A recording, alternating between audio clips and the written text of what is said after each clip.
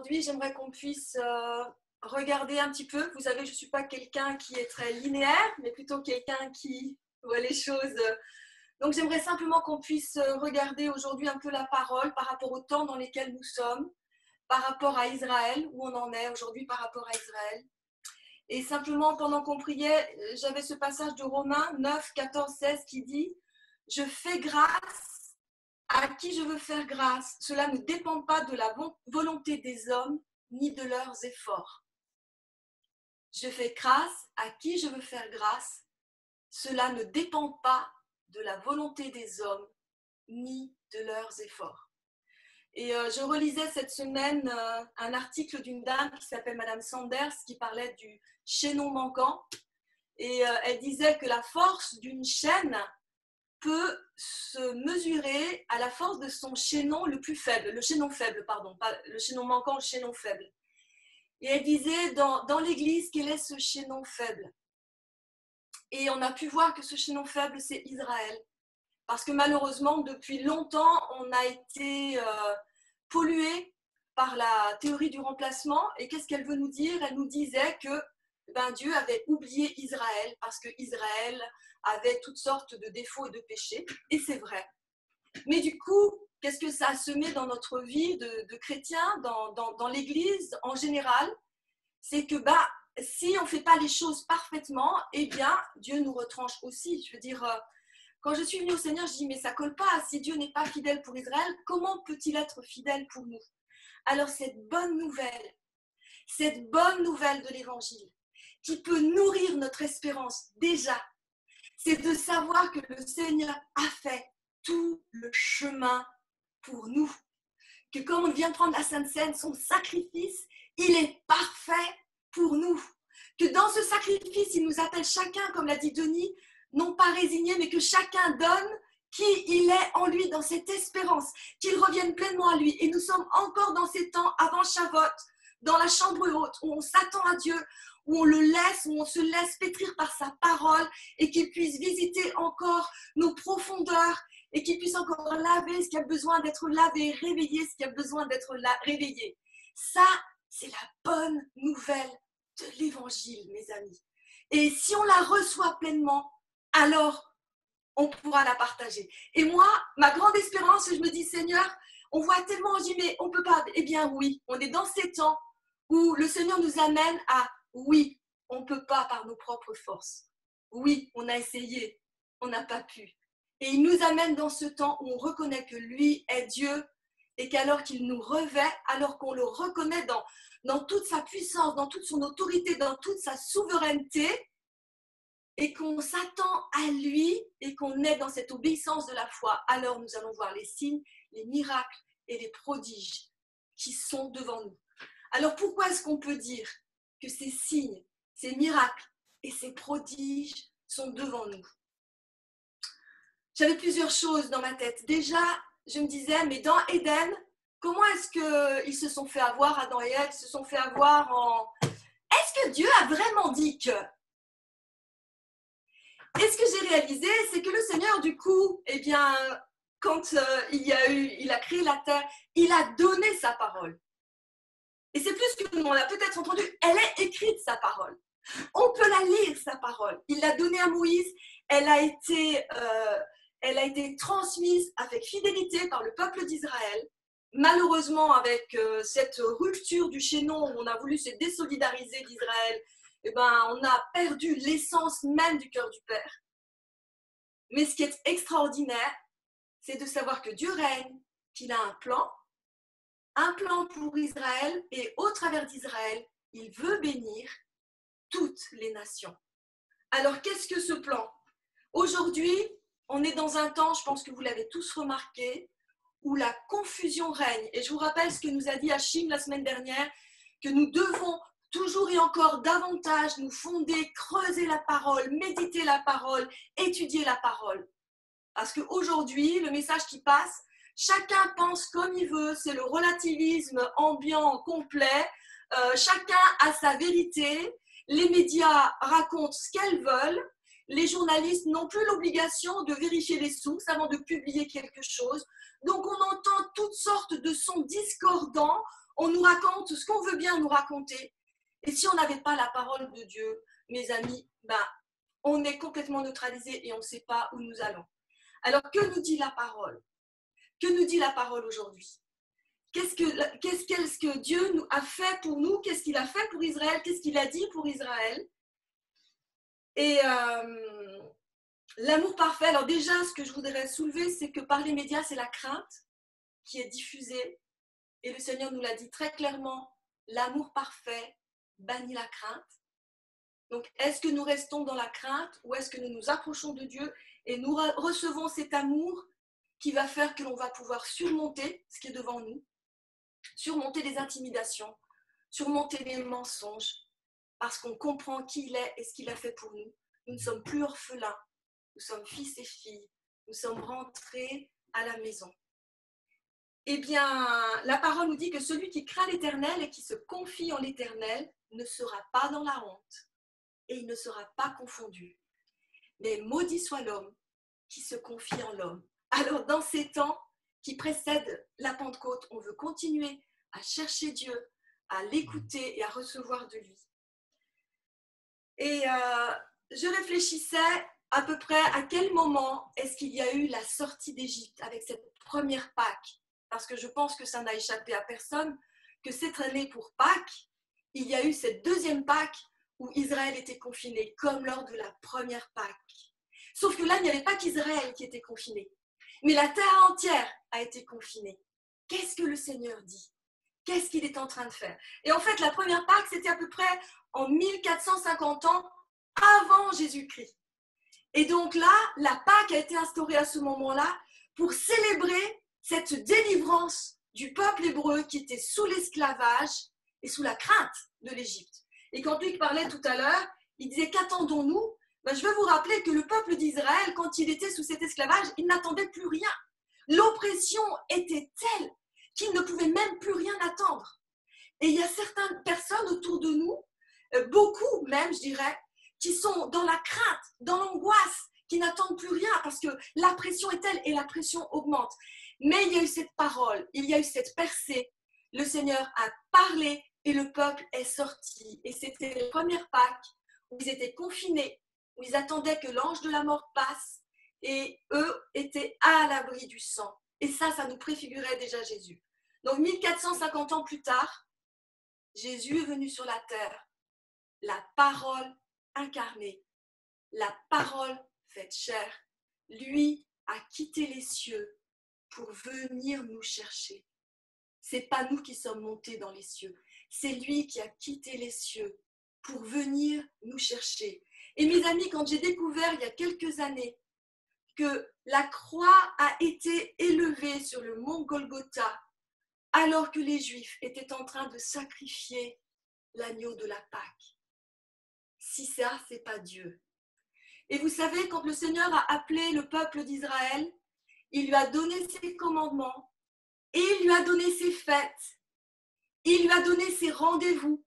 Et dans ces fêtes et dans ces rendez-vous, ce sont les seuls d'ailleurs qui ont un calendrier lunaire et qui ont les fêtes. Nous, chrétiens, on a un calendrier solaire. Alors, le calendrier solaire est tellement aléatoire qu'on est obligé d'avoir des années bissextiles parce que ça se décale. Il n'y a rien de concret en fait. C'est juste le soleil. Les musulmans, eux, ils ont le calendrier lunaire.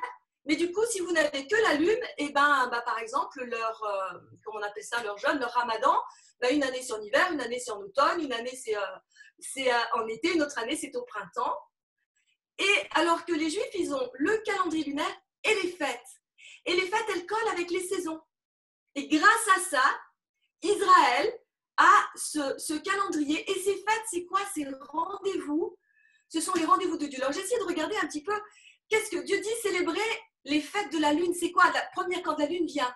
En fait, c'est se souvenir à chaque fois qu'il y a un Dieu créateur. Il leur a appris à se souvenir toujours que lui règne, que c'est lui qui a créé le ciel et la terre, que c'est lui qui bénit le pain, qui bénit le grain, qui bénit la vigne, qui donne l'huile, qui donne le vin, qui permet que nous ayons toutes les provisions nécessaires. Et d'ailleurs, Huguette nous rappelait l'autre jour, et même dans le Shabbat nous rappelle quoi? C'est que le Seigneur a donné un jour pour se reposer. Et pour ça, dans le désert, la manne, le vendredi, il y en avait le double. pour que le lendemain, il n'ait pas besoin d'aller récolter la manne, mais simplement rester fixé sur Dieu, s'attendre à lui. Cette habitude que ce n'est pas par nos propres forces que le Seigneur nous prend avec lui, qu'il nous cherche et que nous allons avec lui. Alors, je voudrais simplement dire un des effets pernicieux du remplacement, de croire que c'est par nos propres efforts, c'est que quand c'est difficile, eh bien, on croit qu'on est perdu, qu'on est abandonné, qu'on a fait une faute quelque part de très grave et que donc on ne peut pas continuer. Et ça c'est le piège. Comme le disait Luc tout à l'heure, ce qu'a vu notre ami Jingle, c'est notre persévérance. Et regardons la persévérance du peuple hébraïque. C'est impressionnant. Et pourquoi est-ce qu'ils ont pu persévérer comme ça, en travers et contre tout? Ils ont eu des épreuves que je ne vais pas vous redécrire, que je pense beaucoup connaissent. Parce qu'ils avaient la parole, parce qu'ils avaient les promesses, parce qu'ils savaient que Dieu allait les ramener, parce qu'ils savaient que Dieu, un jour, a dit qu'il les ramènerait sur leur terre. Et ça, c'était les promesses. Et ils les ont gardées. Et même ceux qui ont commencé au niveau de l'État d'Israël, beaucoup sont morts parce qu'ils sont venus, ils sont arrivés dans une terre inculte, remplie de cailloux, où il n'y avait plus rien. Et beaucoup sont morts même à cause de la malaria, parce qu'il y avait des marais. Bref, mais ils n'ont pas lâché. Et ça a commencé à la fin du 19e siècle. Qu'est-ce qui s'est passé? C'était à l'époque les Ottomans, qui ont, je crois, ont été pendant 400 ans sur cette terre-là. Et les Juifs, plusieurs Juifs ont commencé à investir. Il y a le KKL, entre autres, qui existe encore aujourd'hui, qui a commencé à acheter des terres dans cette terre que l'on appelle maintenant la Cisjordanie, mais qui à l'époque c'était la Judée et la Samarie. Et ce que dans l'île, on voit, ce sont les montagnes d'Israël, là où il y a eu toutes les choses importantes. C'est la terre d'Abraham, où il a vécu tous les temps forts avec Dieu, et où le Seigneur lui a dit, je te donne cette terre. Eh bien, ils sont venus dans cette terre et ils ont commencé à la travailler. Et c'est le Seigneur qui déjà est à l'initiative de ces choses. Et ce qui s'est passé en 1920, il y a ce que l'on appelle, après les accords du Balfour, il y a eu la décision, pas la décision, ni les accords de San Remo, la résolution de San Remo. Et cette résolution de San Remo, c'était après la Première Guerre mondiale. Il y a eu donc la défaite des Turcs et ce sont les Anglais qui ont eu le protectorat d'une immense partie. Luc, si tu veux bien la mettre, tu les as pas? Si, ça vient, Vous allez voir, donc le protectorat anglais a pris, il y avait le protectorat anglais sur ce que l'on appelait la Palestine. Alors vous allez voir un peu la taille de la Palestine. Donc la Palestine, à l'époque, ça ne parlait pas des Palestiniens, c'est-à-dire arabes. Palestine, c'était tous ceux qui habitaient sur cette terre, qui soient israéliens, qui soient juifs, qui soient arabes, qui soient des nations, parce qu'il y a eu des gens de tous les côtés qui y étaient. Tiens, regarde, c'est celui qui est en dessous. Voilà. Donc voilà, il y a eu la Palestine qui était la zone sous mandat britannique. Et au moment de la résolution de San Remo, donc il y a eu l'accord de plusieurs nations, donc il y avait l'Italie, la France, l'Angleterre, le Japon et les Américains étaient simplement témoins.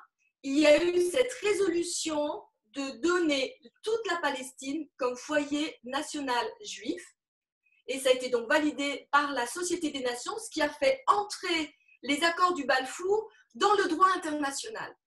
Donc, dans le droit international, il y a eu cette décision de donner la Palestine comme foyer national juif pour que le jour où ils soient mûrs, ils puissent avoir leur propre État.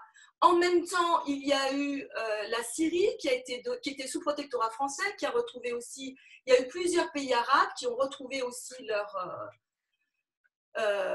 terre et qui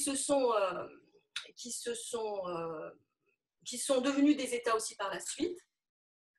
Et ce qui s'est passé en 1922, qui est assez étonnant, c'est qu'alors qu'il y a eu cette décision prise, eh bien, les Anglais, c'était encore le protectorat, ont donné en fait 77% de cette terre aux Arabes et ils n'en ont laissé que 22% ou 23% à Israël. Alors, ce qui est intéressant, c'est que jusque-là, dans la première Palestine, eh bien, Arabes et Juifs pouvaient aller partout et s'implanter partout. Et en 1922, tout d'un coup, les Juifs ne pouvaient être que dans la partie gauche.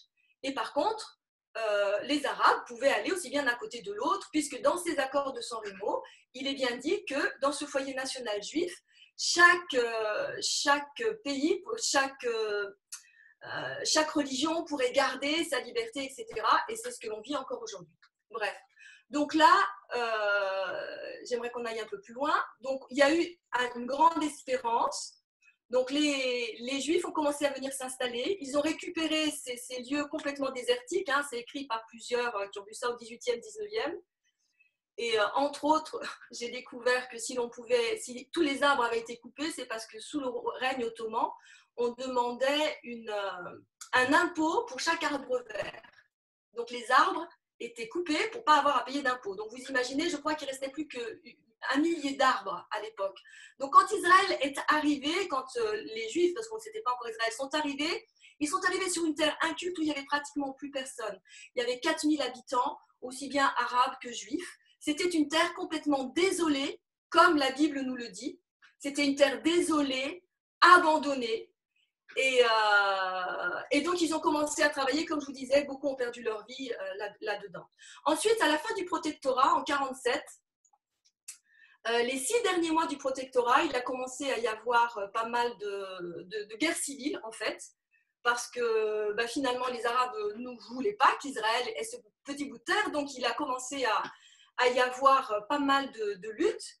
Et quand le protectorat anglais s'est arrêté en 1948, immédiatement, toutes les nations arabes qui étaient autour d'Israël ont attaqué. Mais en fait, ça c'est vraiment un miracle. L'État d'Israël est né. Et là, on voit, si on regarde les choses un peu plus près, on voit bien que c'est miraculeux. Je veux dire, ça, c'est pas la force des hommes, et je ne vais pas m'étendre là-dessus. Et la parole de Dieu est claire. Elle dit qu'elle va ramener, que Dieu allait ramener de tous les pays les Juifs qui étaient disséminés à cause de leurs péchés. Ils ont été disséminés, mais que le temps viendrait où il les ferait revenir. Et donc, on peut voir dans Ézéchiel 36, c'est très intéressant. On voit toutes les promesses de Dieu sur Israël. Donc, c'est Ézéchiel 36, du verset 8 au verset 12. Israël reviendra, vous pousserez vos rameaux et vous porterez vos fruits, vous serez cultivés et ensemencés. Les villes seront habitées, les ruines seront relevées et Israël vous possédera. Et en fait, tu peux revenir à l'image d'avant, ces promesses, elles sont faites aux montagnes d'Israël. Alors, on a un livre qui est très bien, que je vous conseille, qui s'appelle Les montagnes d'Israël, Jean Massiot, qui m'a fait découvrir, qui reprend vraiment tout en détail, et c'est très clair, et vous pouvez la voir. C'est pas du tout, c'est pas des orientations politiques, c'est simplement les faits et voir quelle est la perspective de Dieu par rapport aux nations. Et là, ce qui est intéressant de voir, c'est que les montagnes d'Israël, en fait, c'est la Judée et la Samarie. Et ces promesses que Dieu a données et qui sont faites depuis le début, il s'agit de la Judée et de la Samarie. Quand Dieu dit c'est ma terre, vous n'avez pas le droit de la vendre. C'est pour ça qu'il y a le fameux jubilé. Même quand la terre de Judée et Samarie était vendue pour les Juifs, eh bien, au bout de 50 ans, ils devaient la rendre parce que c'est la terre de Dieu. Dieu a dit c'est ma terre et je la laisse à Israël. C'est là que je vais faire résider mon nom. À Jérusalem, je vais faire résider mon nom. C'est ma terre. Et si on regarde, c'est tout petit par rapport à tout ce qui est autour. Et on voit combien Dieu a béni les Arabes, combien il leur a donné le pétrole, combien il leur a donné cette étendue. Si vous regardez tous les pays qui sont autour d'Israël, c'est tout petit. Alors, qu'est-ce qui se passe? Pourquoi est-ce qu'il y a tellement de remous? Mais en fait, parce que Israël est le signe de l'alliance de Dieu et de la bonté de Dieu pour les nations. Et si on arrive à éradiquer Israël de la carte, eh bien, Jésus ne peut pas revenir. Je veux dire, il revient sur le mont des Oliviers. Ça veut dire que Dieu ne tient pas ses promesses. Si Dieu ne tient pas ses promesses pour Israël, il ne les tient pas non plus pour l'Église. C'est tout ça. Et dans ce livre, il dit justement que les Arabes n'ont pas la Bible, eux. Ils ont le Coran et ils ne se rendent pas compte que dans leur amertume, parce que c'est une amertume ancestrale qui est là, ils s'opposent même contre Dieu. alors que le Seigneur est en train d'agir.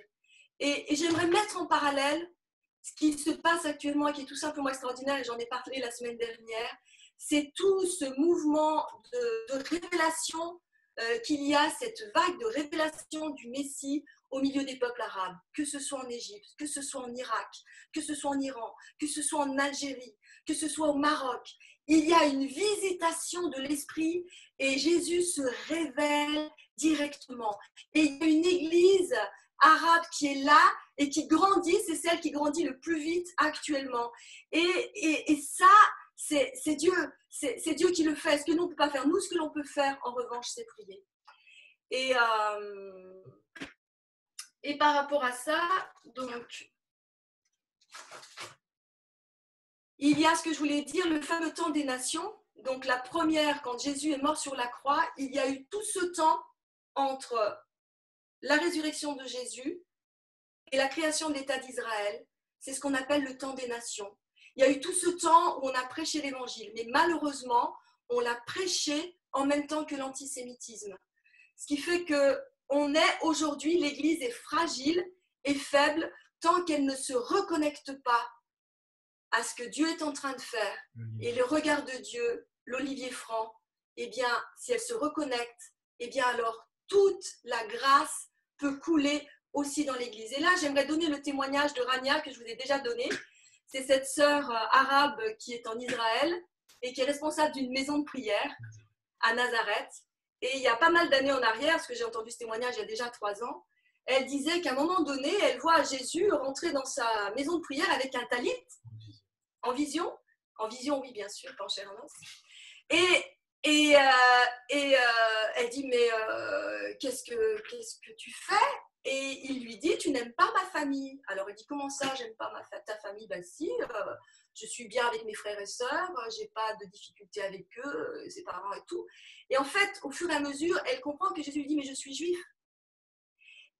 Et là, elle dit, mais elle a baigné, bien sûr, puisqu'elle a grandi là, elle a baigné dans tous ces conflits arabo-israéliens depuis toutes ces années, puisqu'elle est un peu plus jeune que moi, je crois. Et le Seigneur lui dit, ce n'est pas une histoire de supériorité, c'est une histoire de priorité. C'est mon temps maintenant pour Israël. C'est là où moi je regarde. Et pour elle, ça a été difficile. Du moment où elle a compris cet amour de Dieu pour Israël et qu'elle a été touchée et que son cœur a changé et que du coup elle l'a mis en priorité, les signes, les miracles, les prodiges, les guérisons sont venus à foison dans la maison de prière. Ils priaient depuis 10-15 ans et rien ne se passait. Et alors qu'elle a accepté de voir et de mettre les priorités de Dieu, ce n'est pas une histoire de plus ou de moins, mais simplement les priorités.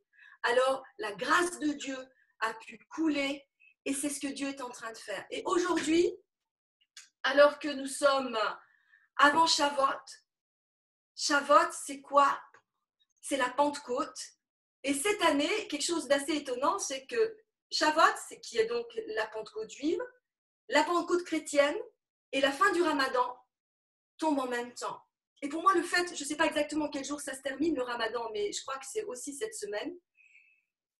Ça parle de quoi? Dieu veut déverser son esprit sur tous les peuples. Il aspire à la réconciliation entre les frères, les Arabes et les Juifs. Et c'est ce que nous avons pu voir, je vous expliquais la semaine dernière, quand on a pu voir ce frère Intrater d'Israël et ce frère David Demian, qui est moitié égyptien, moitié arabe, le respect qu'ils se portent, l'honneur, combien ils reconnaissent les dons les uns des autres. Ça, c'est ce que Dieu est en train de faire, c'est ce que Dieu veut faire. Est-ce que nous voulons aussi nous aligner ou est-ce que nous allons rester en dehors? Et donc aujourd'hui, le Seigneur nous amène à voir, et si l'on regarde toute l'histoire, oui, ça aussi je voulais vous dire, en préparant ça, j'ai vu aussi, il y a quelque chose qui se passe cette année d'exceptionnel, c'est les 40 ans de l'ambassade chrétienne d'Israël. Alors, qu'est-ce que c'est que l'ambassade chrétienne d'Israël?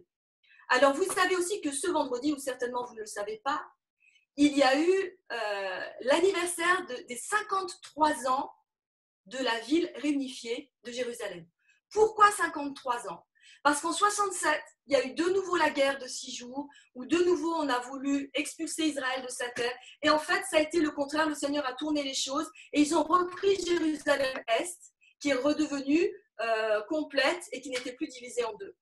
Et en 1980, eh bien, il y a eu une loi qui a été décrétée à Jérusalem, qui fait partie de la Constitution, qui dit que Jérusalem est la capitale indivisible et éternelle d'Israël. Et ça, c'est un signe fort. Et c'était il y a 40 ans. D'ailleurs, c'est le jour de la naissance de Raphaël, notre fils. Le 30 juillet 1980. Qu'est-ce qui s'est passé? Tout de suite, les nations ont dit, ça, c'est pas possible, c'est pas permis. Hop, ils ont tous enlevé leurs ambassades. Mais que dit la parole de Dieu? Ça, c'est pas de la politique, c'est que dit la parole de Dieu.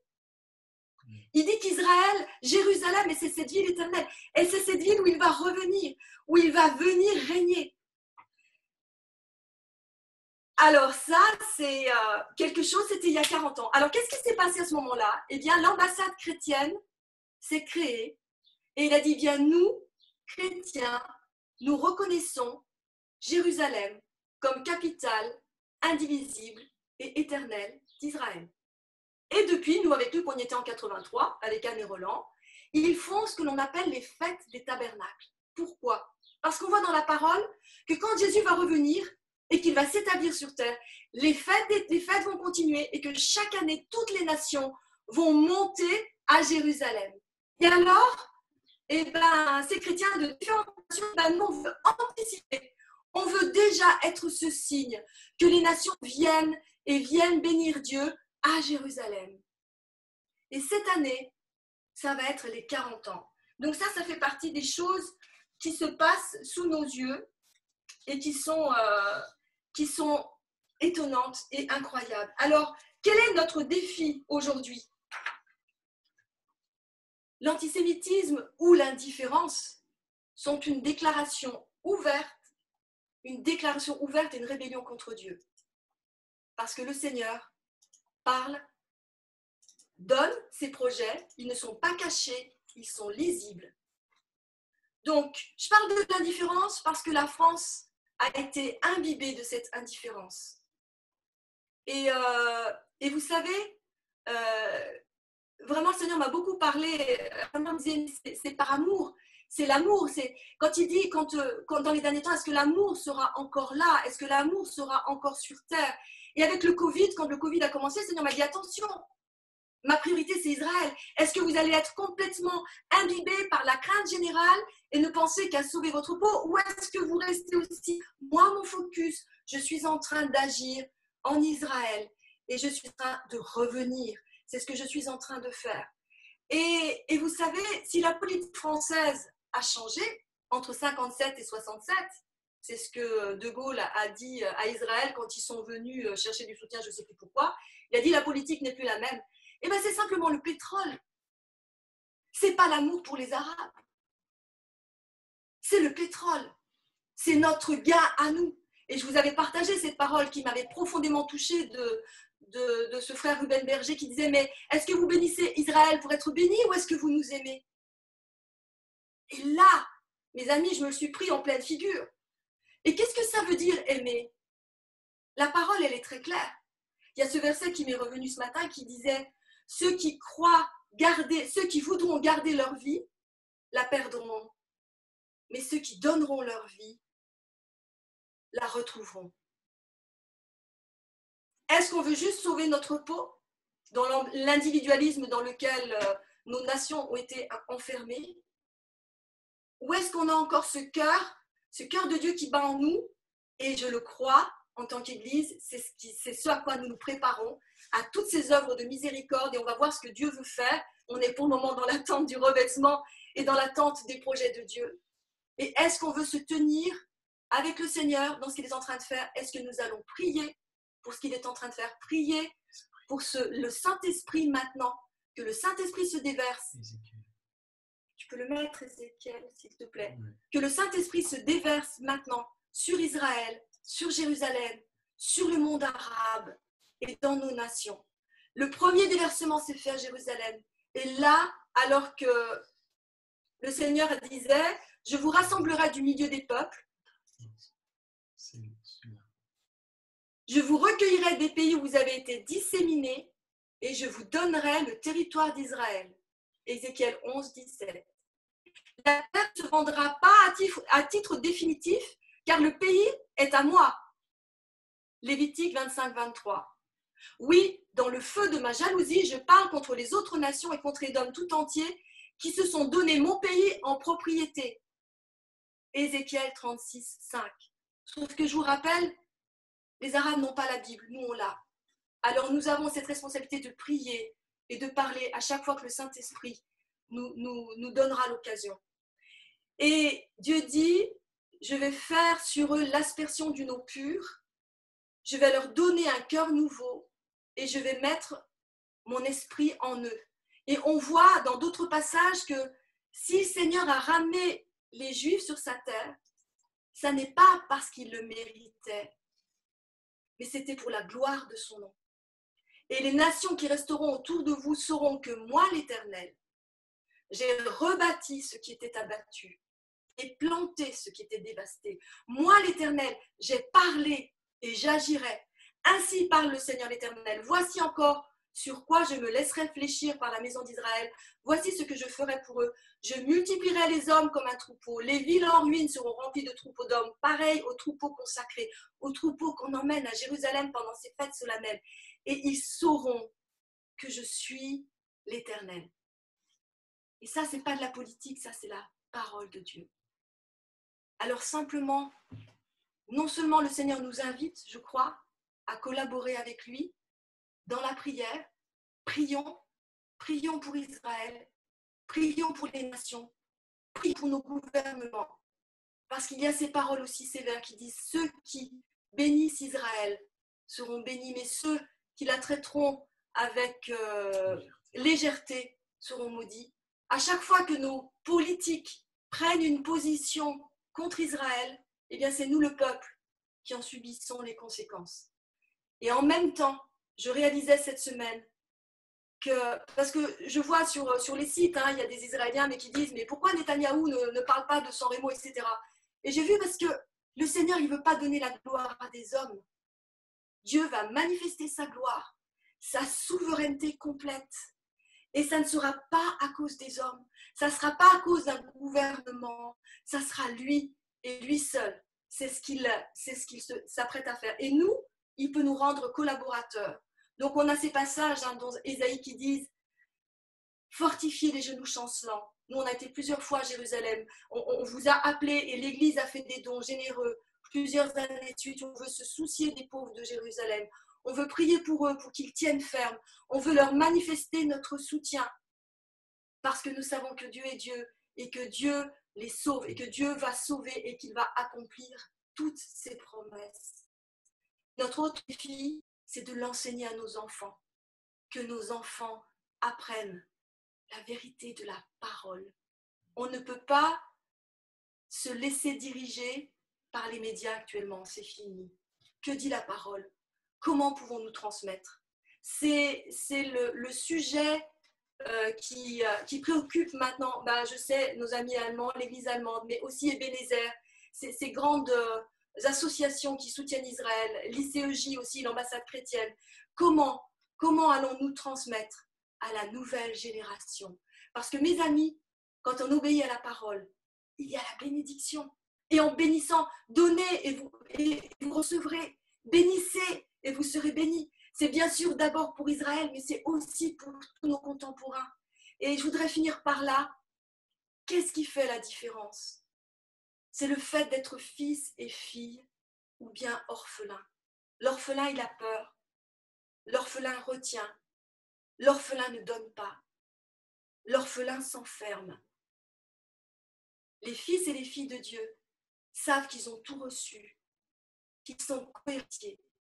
Alors ils donnent avec largesse, ils prient, ils s'engagent. Et je vous propose simplement que l'on prie dans ces temps encore, jusqu'à Shavuot, jusqu'à la Pentecôte, que le Seigneur continue à préparer nos cœurs. On veut encore se laisser préparer pour Dieu et on veut prier pour Israël, qu'Israël ne chancelle pas. Nous savons que c'est Dieu qui le fait, mais il dit, mais priez pour la paix de Jérusalem. Ça fait partie des commandements. Priez pour la paix de Jérusalem. Que les sentinelles qui sont sur tes murs ne se taisent pas jour et nuit.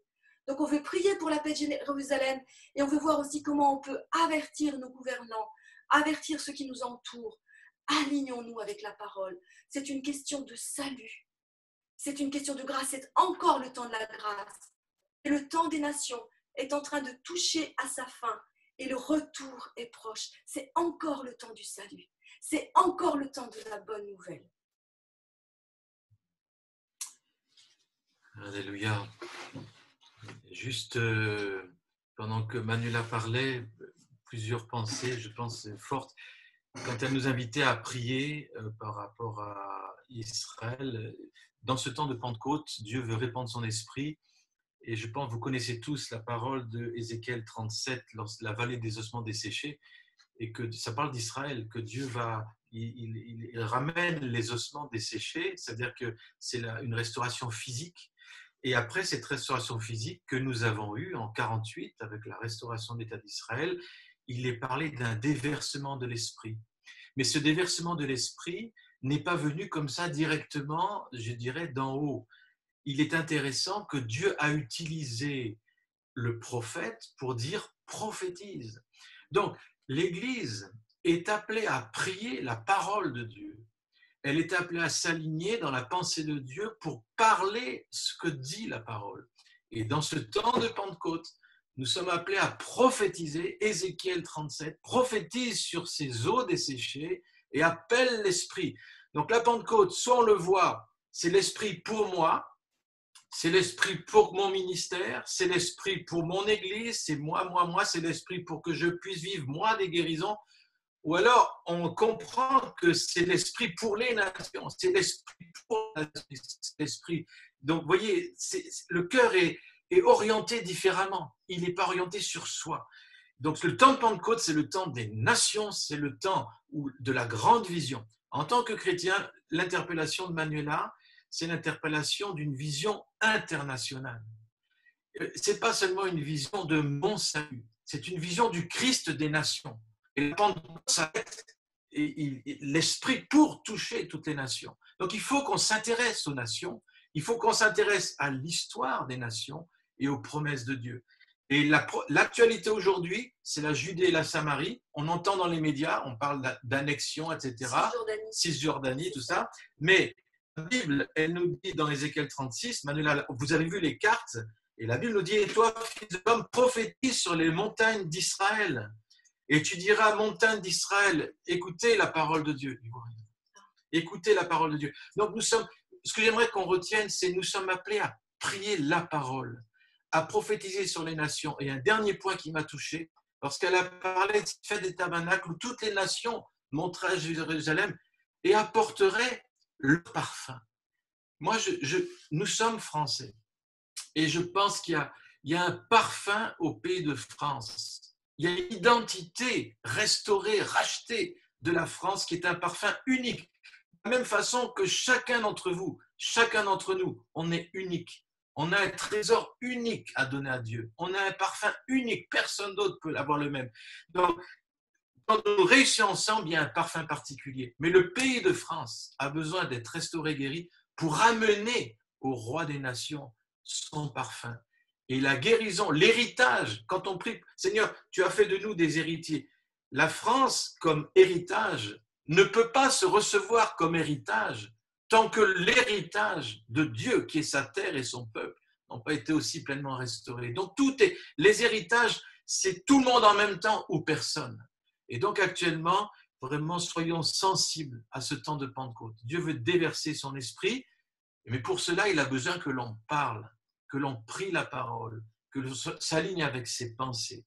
Et dans les temps où l'antisémitisme va grandir, pendant le Covid, je vous rappelle, on n'en a pas beaucoup dit, mais au niveau des médias allemands et européens, beaucoup ont dit que c'est la faute des Juifs, le Covid. Je sais pas. Et des chrétiens, on l'a vu avec la porte ouverte. Donc nous sommes dans le même sac.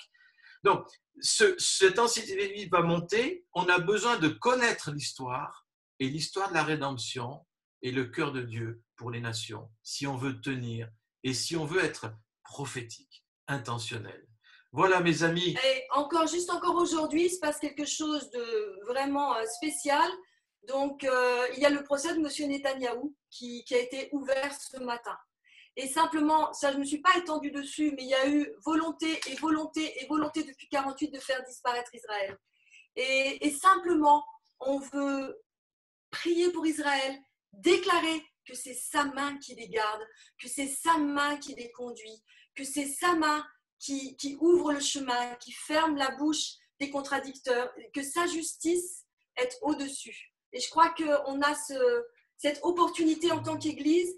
Et quand l'Église prie et qu'elle dit « Seigneur, nous voulons notre frère aîné avec nous, nous avons compris qu'il a sa place.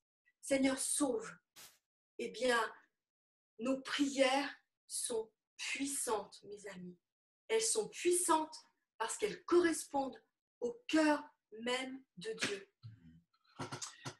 Seigneur, merci pour ta parole. Et merci, Seigneur, pour ton cœur pour les nations. Merci pour ton projet de rédemption et de restauration de toutes les nations et du cosmos entier.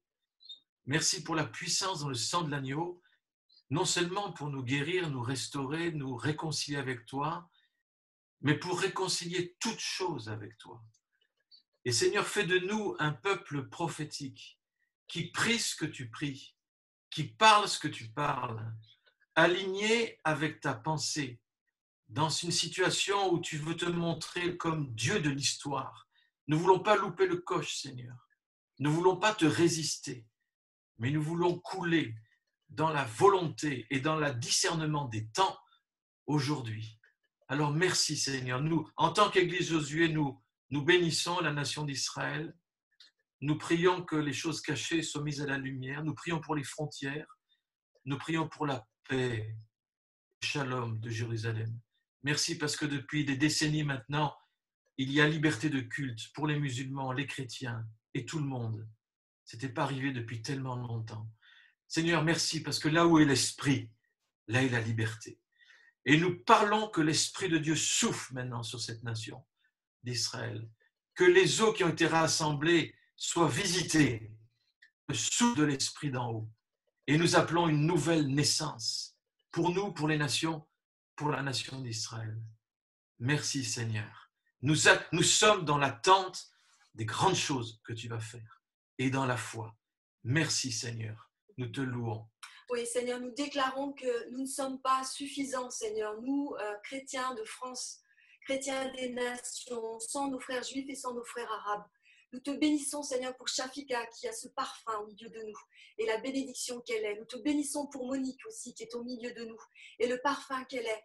Seigneur, merci parce qu'en toi, tu fais un homme nouveau. Ça, c'est ta volonté, c'est la bénédiction. Et tu manifestes ta grâce, Seigneur, par ta bonté. Et nous te rendons gloire pour ta fidélité. Nous te rendons gloire pour cette alliance éternelle.